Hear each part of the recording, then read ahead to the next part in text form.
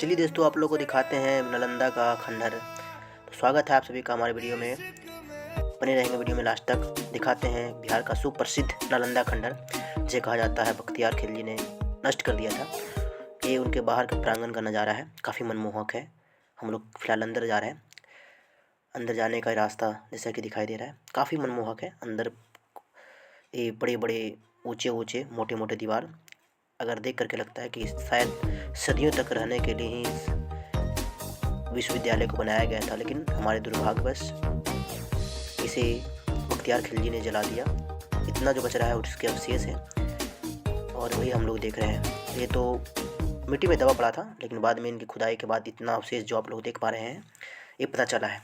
शायद ऐसा कहा जाता है इसके आसपास 2, 3, 4, 5 किलोमीटर और भी इसके अवशेष मिल सकते हैं, बट आसपास में बहुत सारे कंस्ट्रक्शन हो चुके हैं, सड़कें, रोड, हॉस्पिटल बन चुके हैं, तो उनको बर्बाद करना अच्छी बात नहीं है। ये मोटे मोटे दीवार जो आप लोग देख पा रहे हैं, ये शायद बच्चों का रहने, विद्यार्थियों का रहने वाले स्थान हुआ करता था। इधर क्या है भाई, देखते हैं।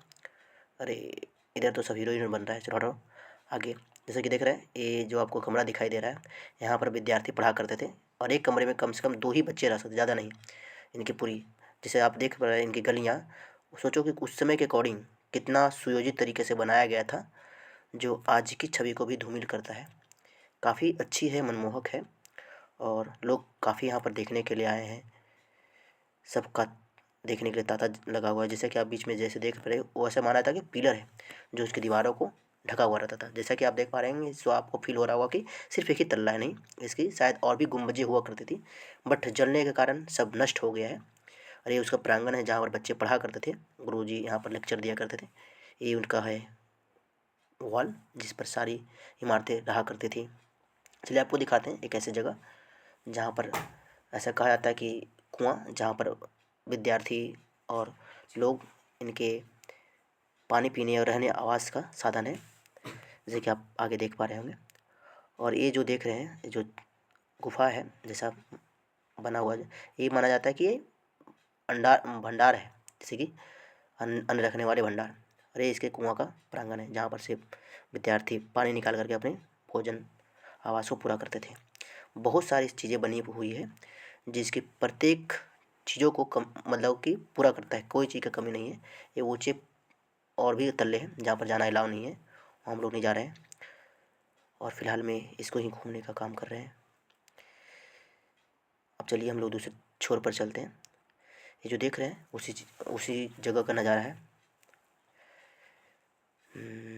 ये भी दूसरा कमरा, और ये वो जगह है जहाँ पर हम लोग नालंदा विश्वविद्यालय को जानते हैं। यही वो गुंबज जो आपको दिखाई दे रहा है, वही हर जगह पे दिखाई पड़ता है, जलता हुआ, या फिर किताबों पर भी। जिसे ये जो बड़ा गुंबज है, ऐसा माना जाता है कि पूरा विश्वविद्यालय का बड़ा सा एक पिलर है, जिसे नष्ट कर दिया गया था। ये फूल पत्ती नज़ारे, ये इसके दूसरे छोर है, उसी गुंबज का दूसरा छोर, जहाँ खुदाई के बाद इन चीज़ों को निकाला गया था। ये जो बैठने वाले, ऐसा माना जाता है कि यहाँ पर जो शिक्षक हैं, विद्यार्थियों को शिक्षा दिया करते थे। ये बहुत बड़ा प्रांगण बना हुआ है यहाँ पर, जहाँ पे पूरी तरह से विस्तार किया गया है। ऐसा कहा जाता है कि एक बार में कम से कम 14 से 15 हज़ार बच्चे यहाँ पर बैठ के पढ़ाई किया करते थे। बहुत सारे ऐसे कमरे थे, बट अभी फ़िलहाल कुछ अवशेष ही बचा हुआ है। ये बड़ा सा प्रांगण मैदान है, हर तरफ इनकी कुछ ना कुछ अवशेष बाकी रह गया है। शायद अगर यह विश्वविद्यालय आज तक अस्तित्व में रहता तो शायद बिहार का एक और भी अलग नाम पहचान होता। बिहार ही नहीं, भारत का भी एक अलग नाम होता, पर अफसोस हम लोग उसे ना देख पाए। एक क्रूर शासक ने सब कुछ ख़त्म कर दिया।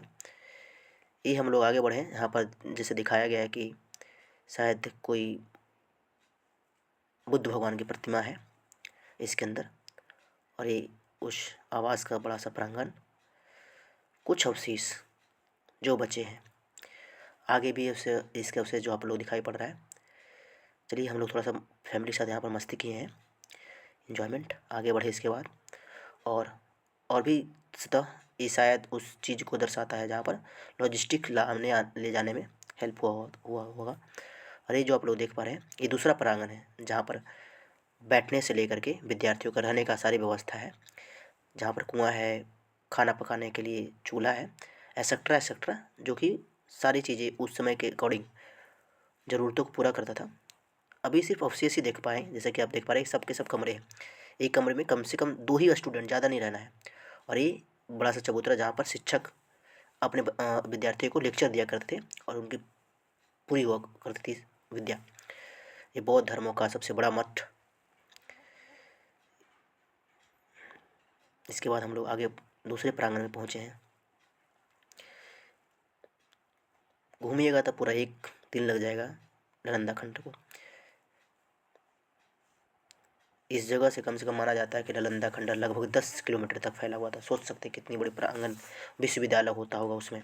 दोस्तों ये था नालंदा विश्वविद्यालय ब्लॉग। आई होप कि आप लोग ये वीडियो को एंजॉय किए होंगे। मिलेंगे कोई और वीडियो में, तब तक ले जय हिंद। वीडियो को लाइक और चैनल को सब्सक्राइब जरूर कर देंगे।